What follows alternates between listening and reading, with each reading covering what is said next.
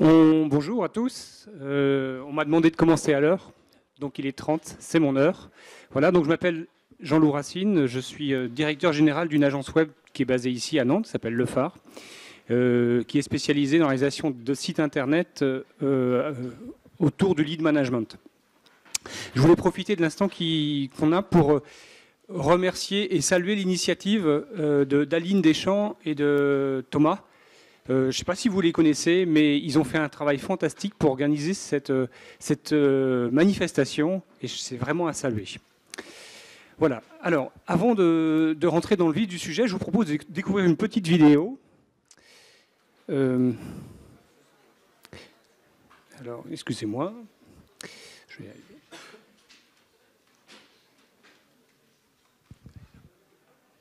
Je ne retrouve pas ma souris. Voilà.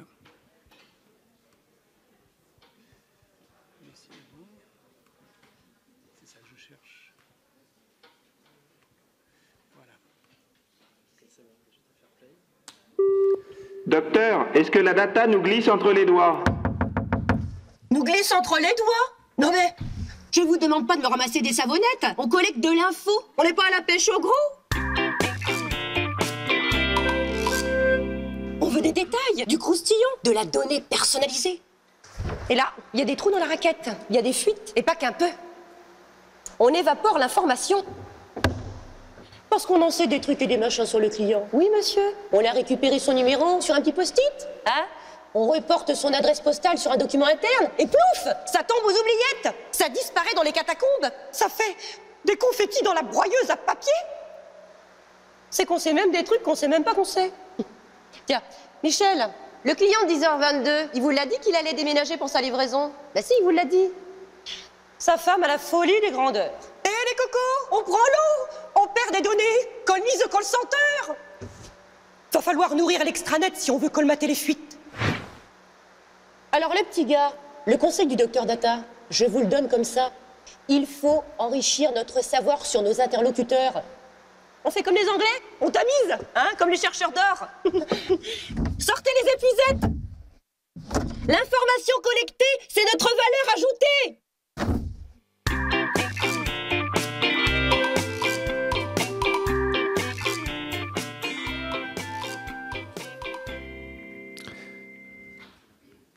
Alors, excusez-moi.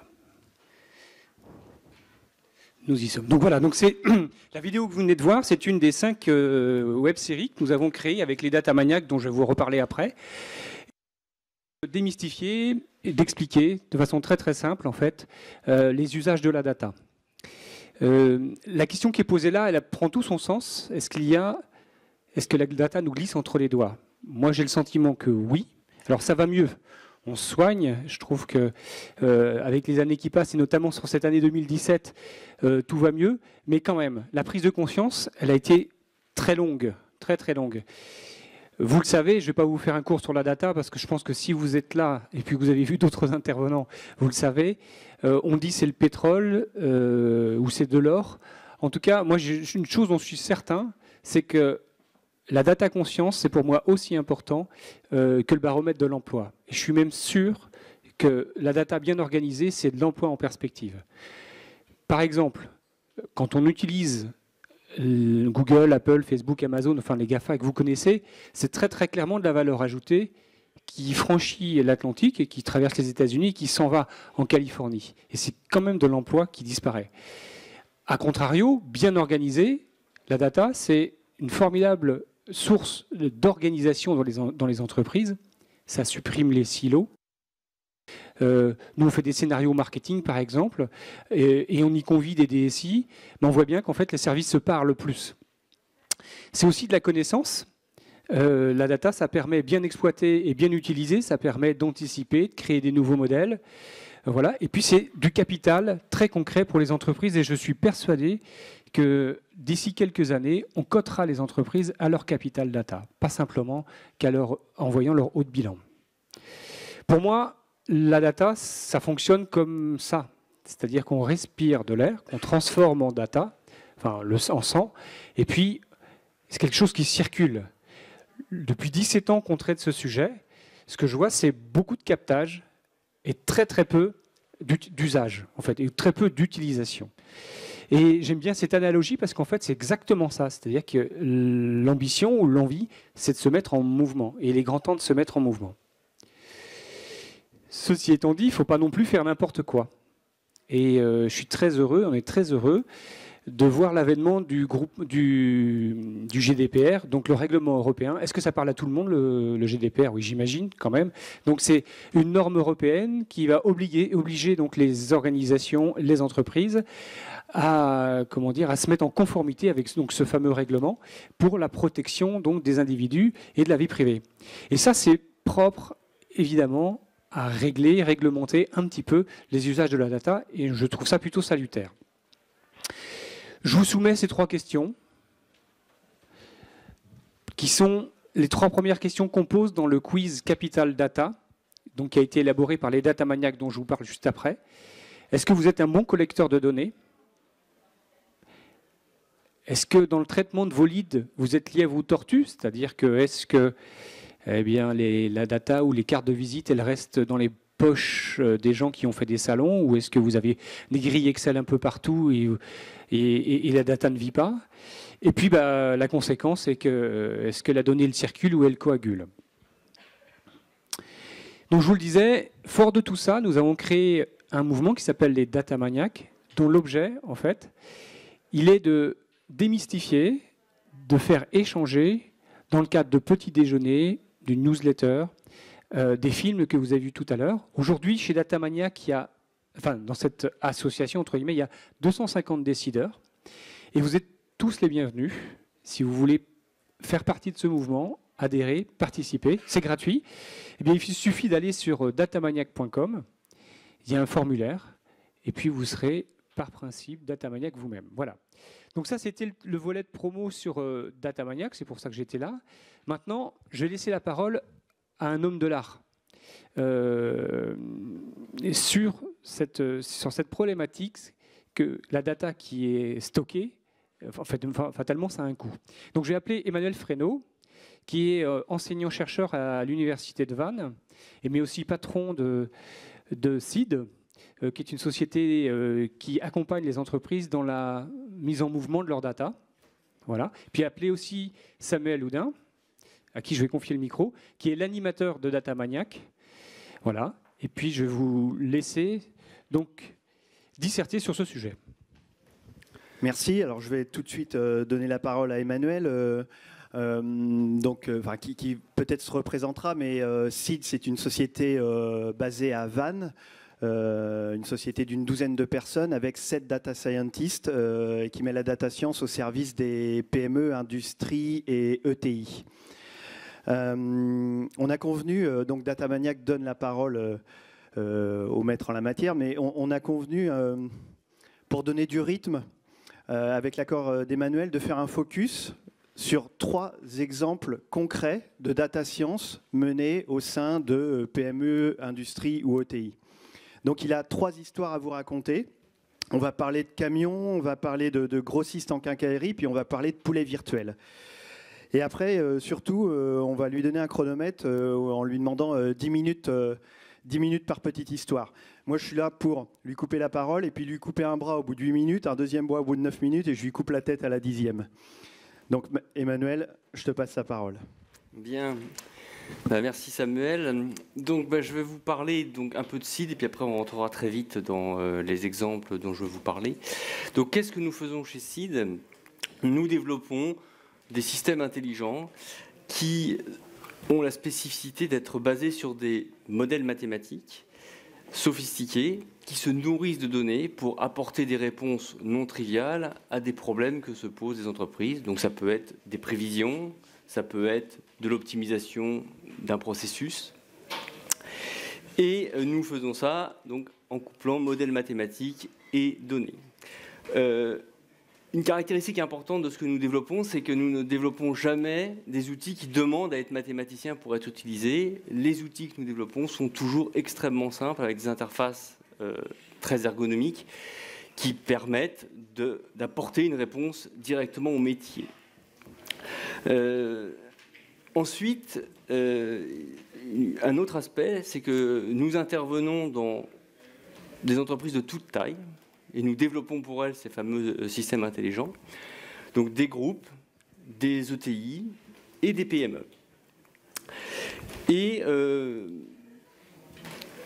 une autre caractéristique importante de ce que nous faisons, c'est que comme nous basons nos systèmes intelligents, ou disons nos intelligences artificielles, sur des modèles mathématiques sophistiqués, je reviendrai un peu plus en détail plus tard là-dessus, mais il se trouve que nous pouvons faire ou atteindre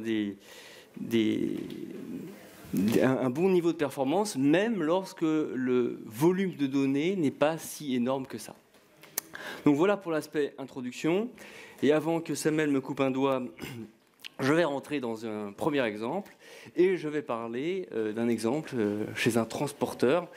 Alors je vais un petit peu parler de ce transporteur. Donc c'est un assez gros transporteur qui a la caractéristique d'avoir un réseau de quais de messagerie. C'est-à-dire qu'il y a une vraie entreprise derrière, mais à chaque fois, le nom de l'entreprise ne sera pas divulgué pour des questions de confidentialité. C'est ça, sur les 3 exemples. Voilà, exactement. Donc c'est un vrai projet qui a été mené avec une vraie entreprise dont je ne vais pas donner le nom.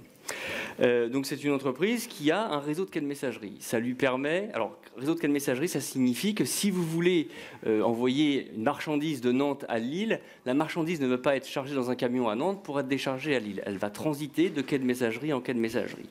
Ça a un énorme avantage pour le prestataire d'avoir ça, c'est que ça lui permet de relier tout point de la France à tout point de la France en moins de 24 heures pour un prix tout à fait raisonable. Mais évidemment, vu que le cœur du système, c'est un réseau de quais de messagerie, il est absolument hors de question qu'un quai soit à un moment donné saturé. Donc, ce prestataire de services de transport a, enfin, c'est même pas qu'il a tendance, c'est qu'il suremploie des gens de manière à assurer qu'aucun de ces quais de messagerie ne tombe en panne. Alors, avant notre intervention, il suremployait beaucoup. Maintenant, il suremploie un peu moins, mais il suremploie toujours. Mais avant d'expliquer comment je vais faire, je vais essentiellement dire ce que ça a apporté. C'est que notre prestation lui a permis d'économiser à peu près 2 équivalents temps plein pour chaque quai, et il a 70 quais de messagerie dans son réseau. Donc c'est une économie assez importante pour lui. Juste, je te coupe, qu'est-ce qui a déclenché l'envie de cette société ou la petite étincelle qui s'est dit derrière mes données, il y a la possibilité de mieux organiser mes équipes? La prise de conscience, elle est venue d'où? Alors, la prise de conscience est venue de 2 choses. Premièrement, il y avait un besoin, une nécessité d'aller vers le fait peut-être d'être plus pertinent dans la façon de gérer le personnel, parce que surtout que cet ajustement se fait avec des personnels qui sont intérimaires, donc c'est pas très très satisfaisant pour un employeur de faire ça, surtout que ça demande à appeler presque la veille pour le lendemain pour avoir 3-4 personnes en plus, c'est pas forcément génial. Et ensuite, il y a dans cette entreprise un des DG qui est très intéressé par la data et qui avait bien vu qu'il y avait moyen d'utiliser un aspect data pour développer cet outil intelligent. Voilà, donc j'ai déjà expliqué ce que ça a rapporté, et maintenant je vais toucher du doigt comment on a fait ça. Donc en fait, nous avons commencé par construire un modèle mathématique qui est à la base d'un outil qu'on appelle modélisation de série chronologique, qui a la capacité à aller chercher dans un historique de données relatant l'activité, enfin parlant de l'activité, qu'est-ce qu'il y a comme saisonnalité, qu'est-ce qu'il y a comme tendance, qu'est-ce qui influence l'activité elle-même et comment l'activité s'influence elle-même. Avec l'idée qu'un pic d'activité un jour apporte généralement une baisse d'activité sur les jours suivants. Donc on analyse tout ça et on bâtit notre prévision de façon complètement automatique. Enfin, plus exactement, c'est le système développé bâtit sa prévision de façon complètement automatique après avoir appris comment tout ça fonctionne. Et comme il est basé sur un modèle sophistiqué, il donne des résultats qui sont très performants. Donc eux, est-ce que leurs données étaient bien rangées, bien structurées et il y avait de quoi fouiller? Alors, leurs données étaient relativement bien rangées, mais en amont du développement de notre outil, il y a de notre côté une nécessité de, malgré tout, les remettre bien en forme. Mais leurs données sont plutôt bien rangées. Donc là, il y a aussi, on arrive sur un aspect important de ce que je disais tout à l'heure, c'est que on arrive à avoir des performances assez fortes parce que on utilise des modèles mathématiques et de l'automatisation. Et je voudrais mettre ça en regard de ce qui existe sur le marché en termes d'outils de prévision. Et je pense que les outils du marché en termes de prévision ont essentiellement deux défauts. Alors je schématise. Deux défauts. Un premier défaut, c'est qu'ils demandent souvent à des agents humains de remplir de la donnée, des valeurs. Ça prend du temps. Et d'autre part, ils ont tendance à, en gros, reproduire ce qui s'est passé à la même période l'année dernière, à la période actuelle de l'année. La différence, c'est que le modèle qu'on a construit ne fait pas ça. Il est automatique, c'est-à-dire qu'il va chercher dans l'historique de données de la connaissance. Et cette connaissance, ce n'est pas ce qu'il s'est passé, mais c'est comment les choses s'influencent mutuellement. Et c'est ça qu'on utilise pour faire la prévision. Et donc c'est pour ça qu'on arrive à avoir des résultats qui sont très très bons et qu'on arrive à avoir des choses qui sont très fiables. Maintenant, à moins que Samuel ait une question. La question, c'est quand vous entrez dans ce type d'entreprise, combien de temps, est-ce qu'il y a une phase d'étude qui permet, et puis combien de temps cela met entre votre première rencontre et quelque chose de concret? Alors, ça tombe bien, c'est à peu près ce que je voulais dire, donc merci de poser la question, Samuel. Alors, en gros, c'est un projet qu'on a mené sur à peu près 9 mois, entre le début et la livraison d'un outil final. Voilà. Et comment est-ce qu'on a procédé? Et là, je vais passer un peu de temps parce que notre manière de procéder est une manière assez classique pour un data scientist. Comment est-ce qu'on fait un projet de data science qui amène au bout du compte un résultat tangible, économiquement intéressant? Il y a une première phase qui est une phase de compréhension du métier du client. C'est-à-dire qu'il faut que les data scientists chez nous aillent chez le client, se rendent compte de ce que c'est que son métier. Donc, on a eu des data scientists qui sont allés faire des tournées de nuit pour voir comment ça marche, effectivement. On a aussi discuté avec les gens qui étaient spécialistes de la donnée chez eux pour savoir comment étaient leurs données. On a beaucoup discuté avec la direction générale pour savoir de quoi ils avaient exactement besoin. Donc, tout ça, c'est l'apprentissage du métier qui est une phase absolument essentielle qui conditionne complètement la qualité du résultat. Ensuite, il y a une deuxième phase au cours de laquelle on prend un jeu de données représentatif, alors 30%, 40% des données. Et sur ce jeu de données, on travaille et on identifie quel type de connaissances on peut trouver, quel type de modèle il va falloir utiliser pour effectivement répondre aux besoins du client. Ensuite, dans une phase suivante, on met les données en forme de manière à pouvoir les utiliser dans nos modèles. Puis, on construit les modèles. Donc, dans les modèles, il y a un aspect, on met de l'information a priori. Et puis, il y a un aspect, le modèle s'éduque, c'est le terme adapté, il s'éduque sur l'historique de données.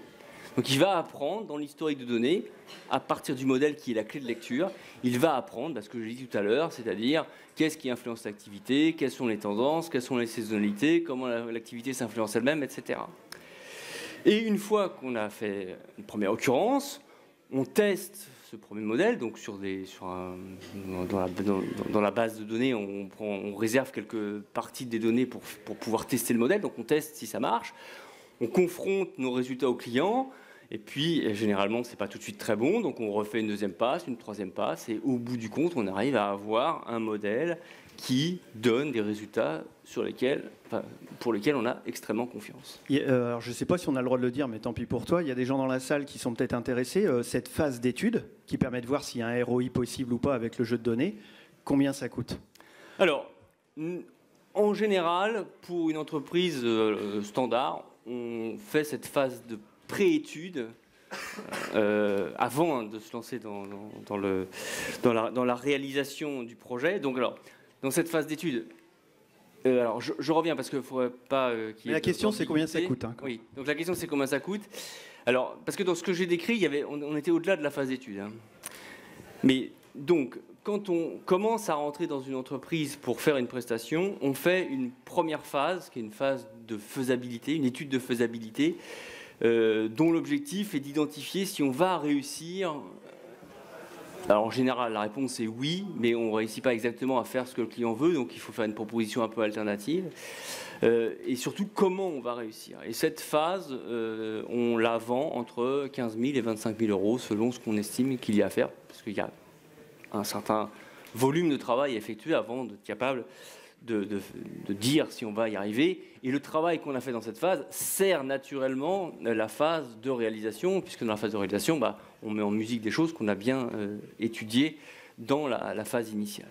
Il te reste 1 minute pour conclure sur ce premier cas d'école et du coup pour savoir, pour peut-être conclure sur les effets concrets de tout ça aujourd'hui ou pour les mois et les années à venir. Alors les effets concrets, c'est que ce système fonctionne, donne des prévisions tous les jours, enfin début de chaque semaine, il donne des prévisions, et c'est sur ces prévisions que les chefs de quai se basent. Alors ils ne se basent pas que sur ces prévisions, mais aussi sur leur intuition. Donc il y a une espèce de couplage entre les prévisions et leur intuition. C'est-à-dire que notre système, ce n'est pas un système qui impose, parce que ça ne marche pas. Dans la data science, on est là pour faire de l'aide à la décision et pas pour décider à la place des gens. Donc on propose des choses, enfin le système propose des choses.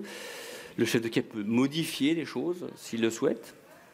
Et donc tous les jours, le chef de quai utilise ces propositions de forecast d'activité, et c'est avec ça qu'il va organiser son quai, le fonctionnement de son quai, avec un succès. Et il n'y a jamais eu de quais qui sont tombés en panne depuis qu'on a livré le produit, et ils ont clairement économisé ce que je disais tout à l'heure, c'est-à-dire de l'ordre d'une centaine d'équivalents temps plein de personnes en travail intérimaire. Voilà. Ok, donc sur ce cas-là, entre 9 et 12 mois entre l'étude et le déploiement, voilà. et environ 20 000 euros pour la première phase d'étude. On peut passer au cas d'école numéro 2 ? On peut passer au cas d'école numéro 2. Alors, donc on passe des camions, on passe à la quincaillerie, un grossiste en quincaillerie. Donc je te laisse 10 minutes pour ce cas d'école. Très bien. Alors on l'a appelé le juste prix, on aurait pu l'appeler qui veut gagner des millions. Donc à toi de jouer. C'est un peu la même chose en fait. Dans ce jeu-là, le juste prix, c'est qui veut gagner des millions. Donc c'est le même jeu en fait. Ça, c'est un projet qui n'est pas complètement fini. Donc effectivement, quand je dis qui veut gagner des millions, c'est une prévision, mais pour lequel le client est assez d'accord pour dire qu'il va sûrement gagner beaucoup avec ce qu'on est en train de faire. C'est pour une entreprise donc, qui est un grossiste en bâtiment, qui a 1000 salariés, enfin 1000 collaborateurs, et qui fait un peu plus de 200 millions d'euros de chiffre d'affaires. La problématique, c'est identifier pour un produit donné et un client donné quel est le prix optimum auquel il faut vendre ce produit. Alors évidemment, ce produit est grossiste en bâtiment, donc il ne vend pas au client final, il vend en B2B. Donc évidemment, en B2B, le prix est le résultat d'une négociation. Donc le système qu'on est en train de développer est un système d'aide, et je reviens encore une fois, c'est une aide, ce n'est pas une imposition, c'est une aide à la négociation du commercial lorsqu'il est en train de négocier avec son client. Cette entreprise, elle a combien de commerciaux répartis sur, je ne sais pas, toute la France ou le Grand Ouest, je ne sais pas. Donc il y a un peu plus de 200 commerciaux dans cette entreprise, donc ils ne se connaissent pas tous, ils ne peuvent pas tout échanger, d'une part. Et ils vendent sur toute la France, mais ils ont une grosse concentration, on va dire, nord-ouest de la France. Donc cette problématique, c'est trouver le prix optimum que le client est prêt à payer pour un produit.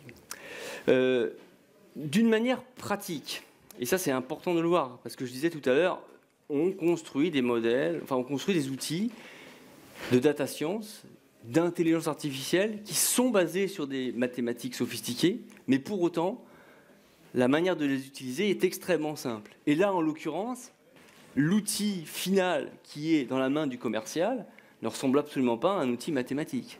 C'est une application tablette ou smartphone dans lequel il rentre le produit qu'il veut vendre, le client qu'il a en face de lui, et l'application lui retourne une recommandation de prix. Donc c'est complètement compréhensible par le métier. Donc ça, c'est le juste prix. Et donc, maintenant je vais un peu parler de où on en est et comment on l'a fait.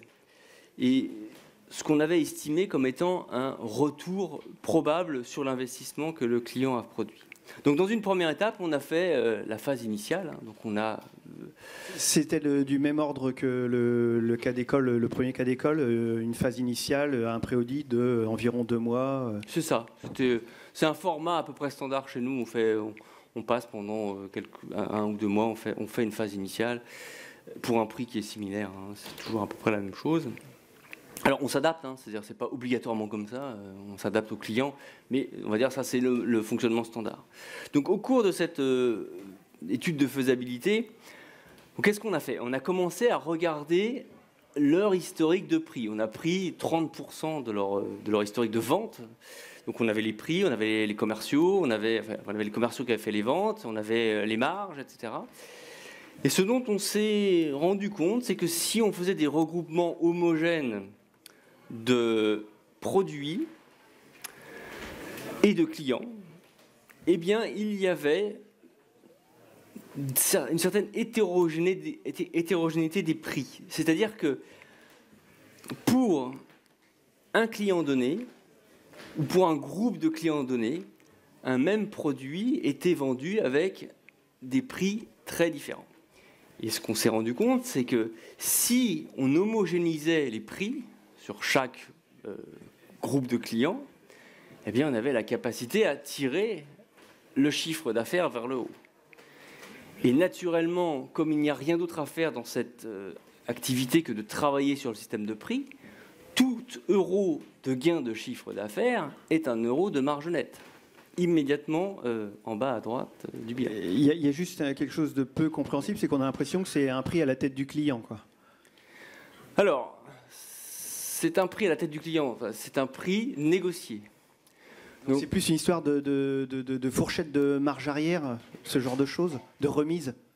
Oui, alors c'est ça. C'est-à-dire qu'effectivement, sa manière de négocier les prix, en fait, il y a un prix annoncé et après, le commercial applique une remise. Donc, en fait, c'est plutôt sur la remise que la négociation a lieu.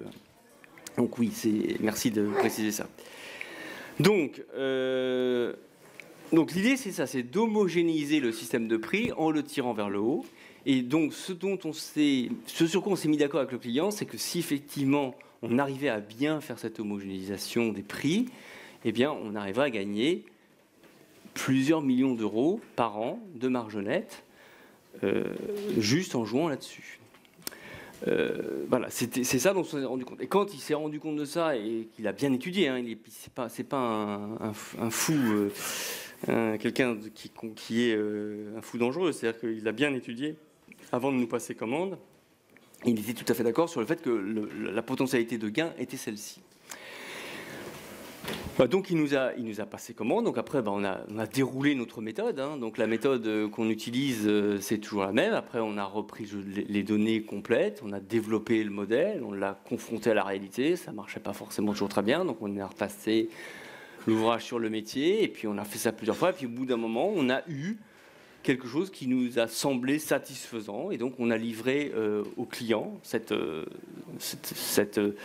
ce programme, enfin cette intelligence artificielle qui est maintenant embarquée dans son système d'information. Et puis lui, de son côté, il déploie, il développe ce qu'il faut pour que les commerciaux chez lui aient la fameuse application sur leur smartphone qui dit voilà, je rentre un client, je rentre un produit, ça me retourne.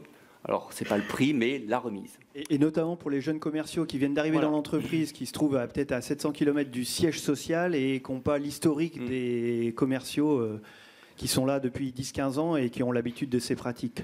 Exactement. Et alors, c'est ça qui est très important, c'est que, premièrement, ce qu'il faut se dire, c'est que, généralement, il n'y a pas des bons commerciaux et des mauvais commerciaux. Enfin, il y a peut-être un peu ça, mais c'est pas vraiment ça l'objet. C'est de dire qu'il y a des commerciaux qui sont bons sur un secteur et puis qui sont moins beaux sur un autre secteur, etc. Et puis d'autres qui sont bons sur l'autre secteur, etc. Et il y a la question du turnover, c'est-à-dire que quand il y a des nouveaux commerciaux qui arrivent, quel prix ils appliquent, puisqu'ils savent pas, ils connaissent pas tout, forcément. Donc, le système tel qu'on l'a développé, ce n'est pas un système qui impose, parce qu'encore une fois, on n'impose rien, ce n'est pas l'objectif. C'est un système qui dit à un commercial qui est dans sa phase de négociation, vu le client que tu as en face de toi, eh bien, on a appris dans l'historique de prix que les meilleurs commerciaux sur ce type de client, ils arrivent à vendre tel produit, ou à vendre tel produit avec telle remise. Tu as cette information, tu en fais ce que tu veux. Et donc, évidemment, ça va pousser les prix vers le haut, puisque le commercial va avoir moins tendance à baisser ou à augmenter sa remise de manière à chercher à vendre à tout prix.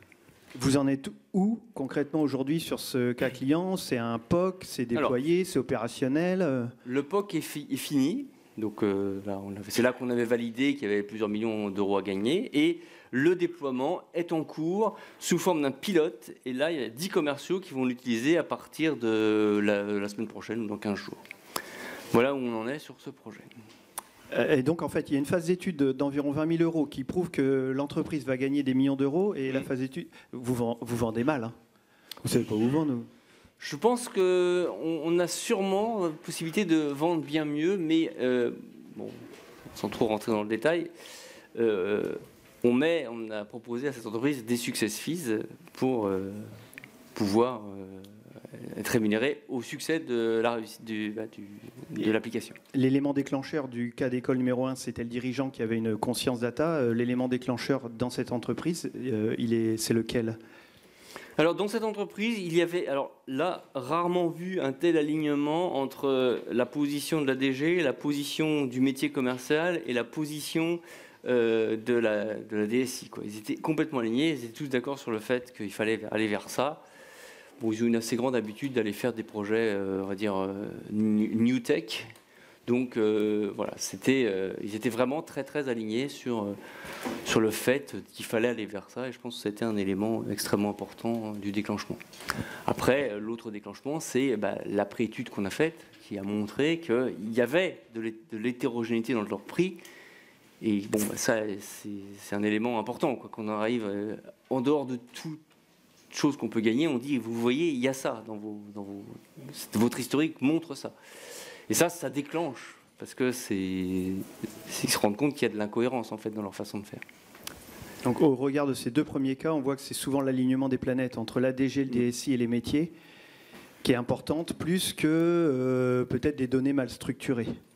Alors j'ai envie de dire oui, c'est ça. Et là, avant de passer au troisième cas, j'ai envie de faire un peu le point. C'est-à-dire oui. En fait, les projets qui marchent bien sont souvent le fait qu'il y a un peu de données quand même, mais pas forcément énormément de données, qu'elles sont à peu près structurées, mais il n'y a pas besoin qu'elles soient forcément ultra structurées. Nous, on contribue à les structurer, puis nous les mettons en forme, on les met en la forme dont on a besoin pour nourrir nos modèles, donc on doit de toute façon les retravailler. Ça nous arrive de travailler dans des entreprises dans lesquelles il n'y a que des fichiers Excel un peu disparates. Bon, on passe un peu de temps à le faire, mais c'est tout à fait possible de traiter de la donnée qui est dans ce format-là. Donc, il faut un alignement des personnes, et puis des données, pas forcément en un nombre très important. Et là, je reviens sur le fait qui est une caractéristique importante de GCID, c'est que nous basons nos intelligences artificielles sur des modèles mathématiques sophistiqués dans lesquels nous mettons de la connaissance a priori. Donc nous pouvons éduquer nos intelligences artificielles sur des bases de données qui sont moins grosses que si on utilise des outils du marché, des outils de machine learning du marché, par exemple. Donc ça, c'est une vraie caractéristique importante. Et puis, dernière caractéristique importante, je reviens dessus, c'est qu'on travaille avec le métier, donc on livre au métier un outil qu'il attend, avec lequel il sait travailler et pour lequel il n'a pas besoin d'être mathématicien ou statisticien pour le faire tourner. On passe au troisième cas. On passe au troisième cas. On parle de poulet virtuel. Ouais, bon, c'est un mot Donc, que 10 j'aime. minutes sur le poulet virtuel. C'est un mot que j'aime bien utiliser. Alors ça, c'est quelque chose qui est très... On va dire, j'aime bien en parler parce que là, on voit à quel point le fait d'utiliser des mathématiques, ça a un intérêt. Alors c'est moins business que les choses, puisque les choses précédentes étaient très liées à des gains immédiats. Là, on est chez une entreprise spécialiste de la nutrition animale qui a besoin de formuler. Alors la formulation dans le monde de la nutrition animale, c'est quelque chose de très spécifique, c'est-à-dire en gros, vous avez un contexte donné du prix des matières premières, en gros des graines, du tournesol, je sais pas quoi, enfin peu importe selon l'animal. Alors là, on a mis lipides, protéines, vitamines. Enfin, il y a un mix d'une recette. Ouais, alors c'est ça alors. Ok, mais je reviens. Donc en gros, la formulation, c'est ça. C'est-à-dire que, en gros, la formulation, c'est il faut être capable de dire je connais un contexte de prix des matières premières. Et ce contexte est évolutif, bien sûr. Je connais le contexte aujourd'hui du prix du produit fini. Pareil, il est évolutif. Et je veux apporter, je veux apporter à mon poulet. Enfin, c'est pas ça. Ce que je veux, c'est trouver, vu ces deux contextes, quel est le plan de nourrissage de mon poulet qui est le plus rentable. En gros, c'est ça l'idée. Il faut trouver ce qui va coûter moins cher. Et l'idée, c'est pas de juste dire qu'il faut que ça coûte moins cher. Parce que si ça coûte plus cher mais que ça grossit plus vite, ça peut être très bien aussi. Donc il faut vraiment chercher le plan de nourrissage qui va être le plus rentable. Et évidemment, dans les manières de faire, il faut apporter des lipides, des protéines, des vitamines aux animaux. Et il y a plusieurs façons de le faire. Il y a divers mélanges possibles, etc. Donc en gros, il y a beaucoup de degrés de liberté dans la façon de composer cette nourriture. En tout cas, ce qui est sûr, c'est qu'à un moment donné, on veut trouver le plan de nourrissage le plus rentable. Donc on veut optimiser le plan de nourrissage. Pour optimiser quelque chose, intuitivement, vous savez très bien qu'il faut faire plein d'expériences. Si vous voulez optimiser une recette de gâteau, vous allez faire 500 gâteaux et puis vous allez choisir la meilleure. C'est peut-être une solution un peu... Mais c'est ça l'idée. Donc il faut faire plein d'expériences. Évidemment, vous ne pouvez pas faire 500 ou 3000 ou 10 000 expériences de nourrissage de poulet, surtout il ne faut pas en nourrir qu'un, il faut en nourrir 50. Rapidement, parce que les prix évoluent à une certaine vitesse, donc il faut refaire ça toutes les quelques semaines. Donc vous ne pouvez pas tester 40 plans de nourrissage en permanence, 500 ou 1000 plans de nourrissage en permanence. Donc vous ne pouvez pas faire ce test in situ. En revanche, l'entreprise pour qui on travaillait a déjà testé de nombreux plans de nourrissage pour lesquels elle a gardé des données. Donc à partir de ces plans de nourrissage pour lesquels elle a gardé des données, nous avons construit une intelligence artificielle qui est basée sur un modèle mathématique de croissance biologique, donc qui embarque des équations différentielles dedans, dans lequel il y a des paramètres qui s'éduquent, c'est-à-dire que le modèle s'éduque à partir des plans de nourrissage qui ont déjà été testés. Et donc, grâce à ça, nous avons créé un poulet virtuel, c'est pour ça que j'appelle ça un poulet virtuel, qui prédit, donc c'est un système intelligent qui prédit, lorsque vous proposez une nourriture avec une certaine composition au poulet, combien il va manger, donc combien il va coûter, et comment il va grossir, donc quand et combien vous allez pouvoir le vendre.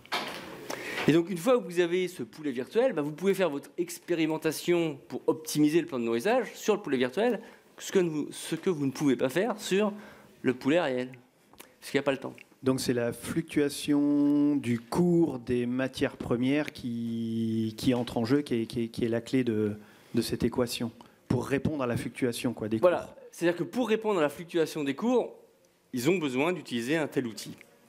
Donc l'outil poulet virtuel est ensuite embarqué dans l'outil de formulation qui est plus général, c'est-à-dire qu'il fait ce test de plein de plans de nourrissage différents, qui intègre les prix des matières premières, parce que parfois c'est le tournesol qui est plus cher que le blé, enfin moi j'en sais rien, je sais pas du tout.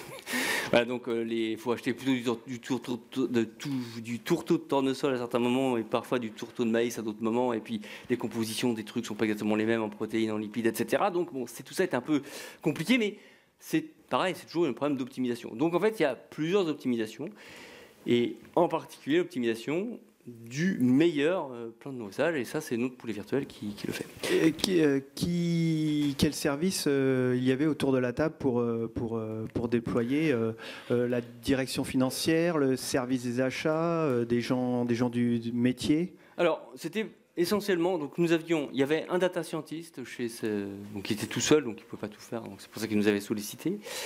Et on travaillait aussi beaucoup avec des zootechniciens. Donc les zootechniciens sont, on va dire, des ingénieurs agroalimentaires ou oui, des ingénieurs agro, c'est comme ça qu'on les appelle, qui connaissent les animaux. Et puis il y avait également des gens avec qui on n'interagissait pas directement, mais nos interlocuteurs interagissaient aussi. Il y avait les gens qui faisaient le logiciel de formulation, enfin qui intégraient finalement notre poulet virtuel dans leur outil de formulation. Voilà. D'accord. Alors, si on passe les 3 exemples, si on fait pas une petite conclusion, mais quelque chose qui engloberait les 3 exemples, c'est qu'on a l'impression qu'à chaque fois que vous poussez la porte et que vous entrez dans une entreprise, une PME, une ETI, une industrie, avec vos équations et vos modèles de connaissances, on a l'impression que c'est la baguette magique. Et j'imagine qu'il y a des fois, ça ne marche pas. Alors, la baguette magique, alors déjà, ça n'a rien de magique. C'est la baguette scientifique. C'est juste, on apporte une approche scientifique dans un monde fait de business. Et si la science, ça marche, quand on veut envoyer des sondes sur la Lune ou des sondes sur Mars ou aller toucher des comètes à des milliards d'années de kilomètres de la Terre, il n'y a pas de raison que ça ne marche pas dans le monde de l'entreprise.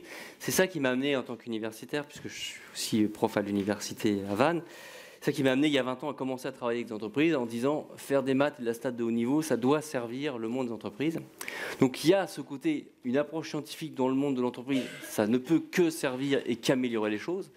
Après, la science peut toujours apporter, mais après la vraie question, c'est combien ça coûte et combien ça rapporte. Parce qu'on peut super optimiser des trucs géniaux, ils sont super intéressants scientifiquement, mais pour autant, le rapport coût, combien ça rapporte, n'est pas bon. Donc on va dire qu'il y a assez peu de raisons de penser qu'on ne va pas apporter des choses, sauf si, effectivement, il n'y a pas d'informations, ou les données sont très mauvaises. Mais le vrai problème, c'est le problème du rapport coût-bénéfice.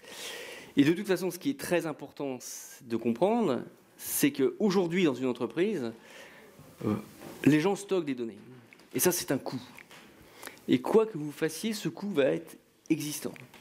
Avec les solutions telles que nous proposons, mais on n'est pas les seuls, il y en a d'autres qui proposent des choses comme ça, eh bien, finalement, vous faites la chasse au stockage passif, qui est coûteux, pour en tirer un bénéfice et gagner de l'argent avec. Donc, quelque part, vous remplacez un coût de stockage par un gain de marge, de chiffre d'affaires, de productivité, etc., etc. Eh bien, je crois qu'on est dans les temps, sauf si tu veux conclure sur une dernière petite chose, mais sinon, je crois il est 14h15, je sais qu'il y a Mick Lévy qui va nous botter les fesses parce qu'il prend la parole à 14h30, et puis je vais redonner la parole à Jean-Loup pour conclure, Sid étant un témoignage d'Datamaniac, et puis il y en a plein d'autres à venir. Et juste, Jean-Loup, il y aura une autre matinée d'Datamaniac le 12 octobre chez Oleap dans le cadre d'une matinée BI, et il y a Charline sur un des stands là-bas. Voilà, le 12 octobre. Charline et Arnaud que j'ai vus dans la salle. Merci beaucoup Samuel pour cette belle animation.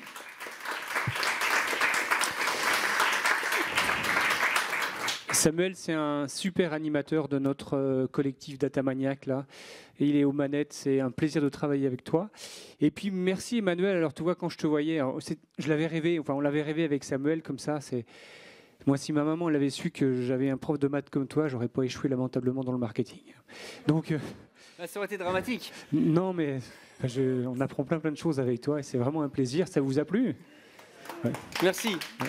Donc c'est ça l'esprit Datamaniac en fait. C'est de rendre accessible, de vulgariser au maximum, de démystifier, de faire en sorte que les gens se parlent et puis de nourrir d'exemples précis. Parce qu'en fait, de la data, on en a partout et c'est une question de mise en scène et de mise en mouvement. Voilà, donc voilà 3 beaux exemples de mise en mouvement. Donc vous allez pouvoir, alors Emmanuel, il a un stand là-bas qui s'appelle SID, hein, vous pourrez le rencontrer si vous voulez. Voilà, donc toi tu as fait la promo de Datamaniac en disant qu'il y avait un événement bientôt chez Oleap. Et puis bah voilà, je vous le redis, si vous voulez, alors c'est d'abord si vous avez des choses à dire, comme Emmanuel, ou si vous avez des choses à apprendre, ou si vous voulez faire partie du collectif, vous êtes les bienvenus. Merci à tous, puis à bientôt chez les Datamaniacs.